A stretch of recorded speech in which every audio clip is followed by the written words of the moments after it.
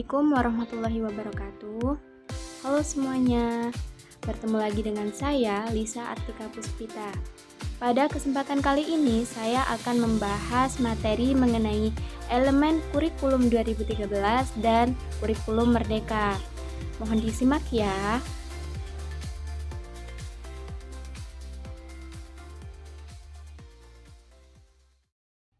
Nah, di sini terdapat 3 poin penting yang akan saya bahas dari elemen kurikulum 2013 dan kurikulum merdeka. Poin yang pertama yaitu membahas tentang standar kompetensi lulusan, yang kedua standar isi, dan yang ketiga yaitu aturan zonasi dan domisili masing-masing kurikulum. Baiklah, langsung saja kita bahas, yaitu yang pertama standar kompetensi lulusan atau SKL kurikulum 2013. Standar kompetensi lulusan atau SKL dalam kurikulum 2013 ditetapkan melalui Permendikbud nomor 54 tahun 2013 dan berfungsi sebagai acuan utama dalam menentukan kriteria minimal lulusan siswa dari suatu jenjang pendidikan. Nah, kompetensi lulusan dalam kurikulum 2013 ini terdiri dari 3 aspek, yaitu yang pertama sikap.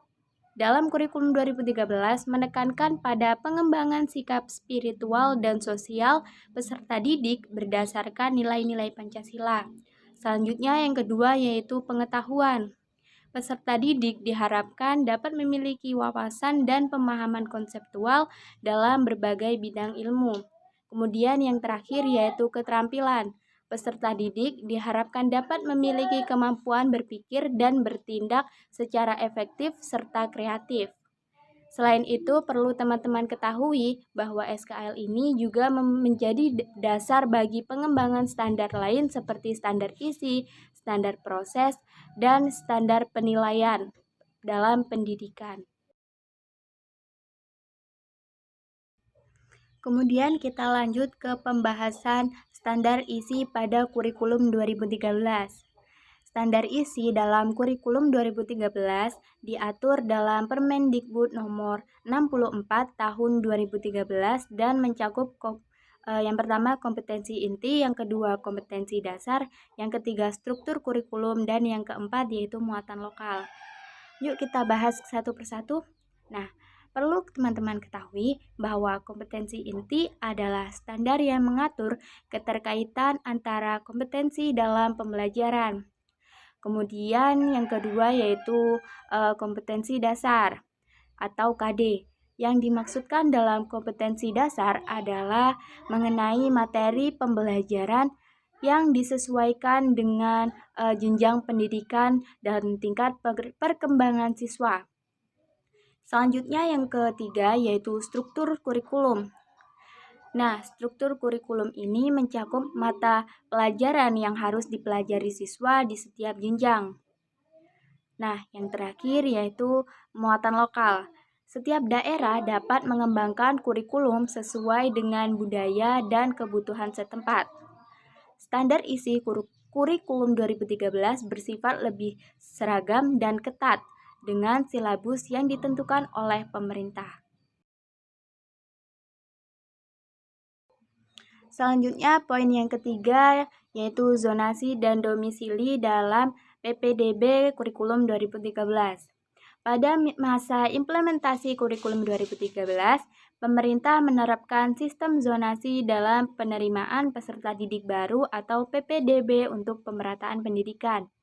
Sistem zonasi ini ditetapkan melalui Permendikbud nomor 14 tahun 2018. Kemudian prinsip utamanya yaitu siswa diterima berdasarkan domisili sesuai dengan alamat dalam kartu keluarga atau KK. Nah, dalam hal ini tentunya terdapat beberapa kelebihan serta kekurangan tertentu. Kelebihannya yaitu seperti mengurangi ketimbangan kualitas sekolah favorit dan non-favorit, dan mendorong keberagaman siswa dalam satu sekolah. Kemudian kekurangannya yaitu banyak orang tua yang memanipulasi alamat dalam KK agar anaknya bisa masuk sekolah favorit, dan siswa dengan berprestasi tinggi bisa kesulitan masuk ke sekolah unggulan jika lokasinya jauh.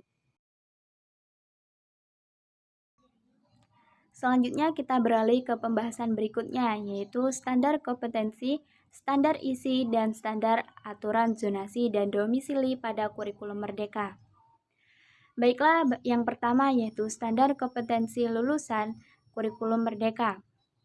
Standar kompetensi lulusan atau SKL dalam kurikulum merdeka diatur melalui Permendikbudristek nomor 5 tahun 2022 dan lebih berorientasi pada pengembangan kompetensi secara lebih fleksibel sesuai dengan kebutuhan zaman. Beberapa perbedaan SKL kurikulum merdeka dibandingkan kurikulum 2013 yaitu yang pertama, SKL dalam kurikulum merdeka lebih fleksibel dibandingkan dengan kurikulum 2013. Hal ini terlihat pada pembelajaran yang lebih berpusat pada potensi dan minat siswanya. Kemudian yang kedua yaitu berbasis profil pelajar Pancasila.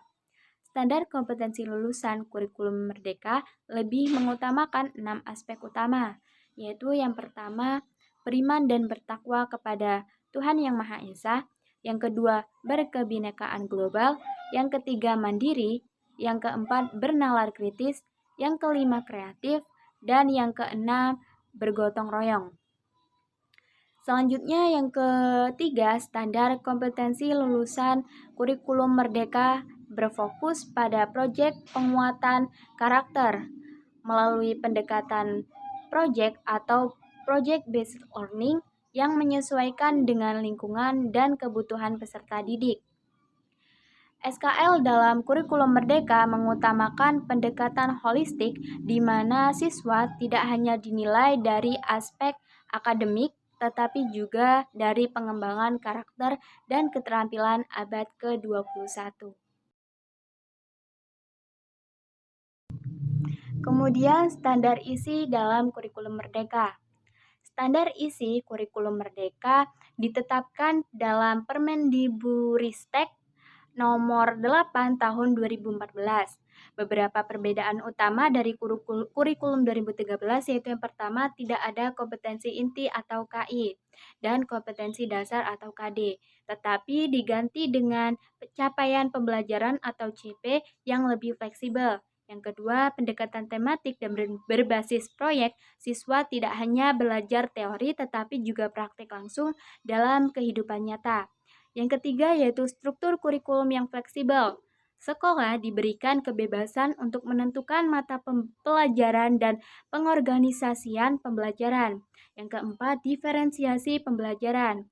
Guru dapat menyesuaikan metode dan materi sesuai kebutuhan masing-masing siswa.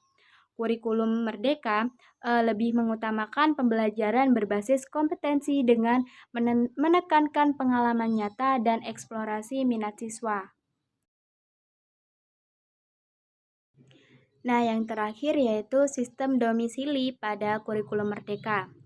Dalam implementasi kurikulum merdeka, sistem zonasi mulai digantikan dengan sistem domisili yang mulai diterapkan pada 2024 sesuai kebijakan pemerintah daerah.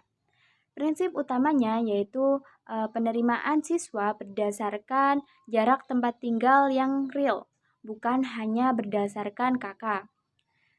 Beberapa keuntungan yang didapat pada kebijakan ini adalah yang pertama, mengurangi manipulasi data alamat. Yang kedua, memastikan siswa benar-benar mendapatkan akses pendidikan di sekolah terdekat.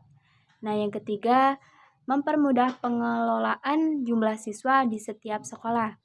Namun di samping itu terdapat beberapa kekurangan seperti yang pertama, beberapa daerah masih mengalami kendala dalam penerapan sistem domisili karena kurangnya data akurat tentang tempat tinggal siswa. Sistem domisili diharapkan dapat lebih efektif dalam pemerataan pendidikan tanpa celah manipulasi seperti sistem zonasi sebelumnya.